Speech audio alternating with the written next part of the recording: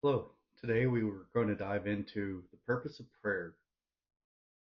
So if God already knows what we already need before we ask, why pray? Um, this question touches on the nature of God's omniscience and the role of prayer in our relationship with Him.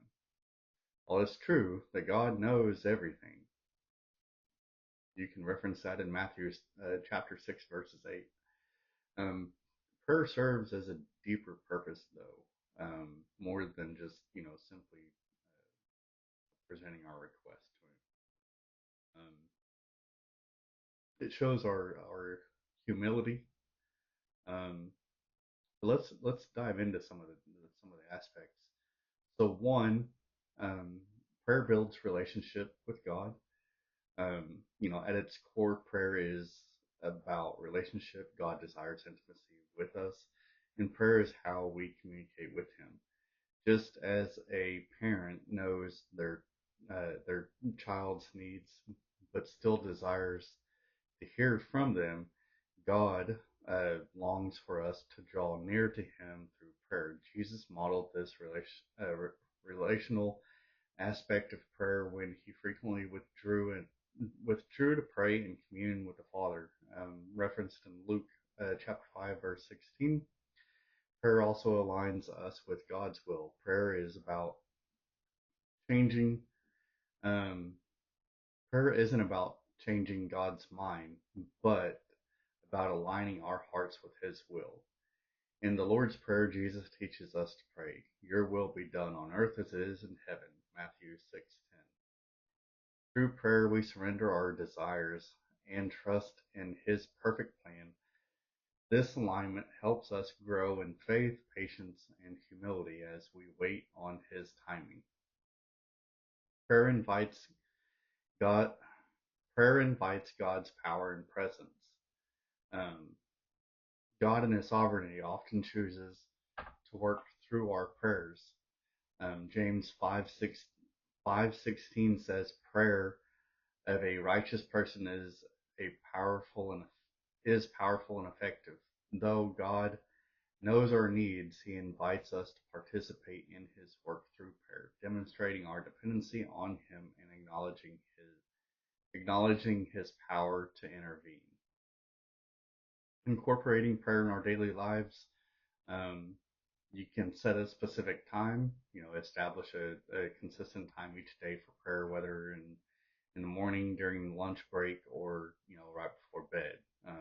You look into details of that through Psalms 5:3. Praying without ceasing, cultivating an ongoing conversation with God throughout the day. 1 Thessalonians 5:17 shows an example. This can be simple as short prayers of gratitude, confession, or intercession during daily tasks. Three, you can use scripture as a guide. Psalms, um, any of the Psalms are really good to use that. Prayer through Psalms or other passages can deepen our prayers and remind us of God's promises. Four, you can keep a prayer journal. Write down prayer requests and note how God answers them, which helps build faith and encourages gratitude.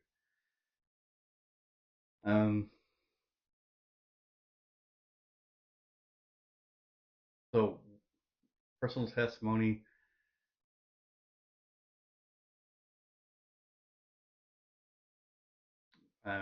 One specific instance when God answered prayer was during a difficult season when I was seeking clarity, um, on a lot of things. One of them was, a job transition. Um, uncertain of whether to stay at my current role or um, to sue something, to pursue something different. Um, after a while of prayer and seeking counsel, um, I just prayed for a specific sign, and it was just a couple days later. Um, I received actual several signs a couple days later. Basically, showing God's confirmation and blessing and for me to move on. Um, Essentially, this experience kind of reminds me of Proverbs 3 verses 5 and 6, or 5 through 6. Trust in the Lord with all your heart and lean not on our own understanding. In all in all of our ways, submit to Him, and He will make our paths straight. God, God's answer didn't come in my timing or the way that I expected, but it was clear that He orchestrated everything for the purpose. Another personal testimony. It's one of the reasons why I'm here.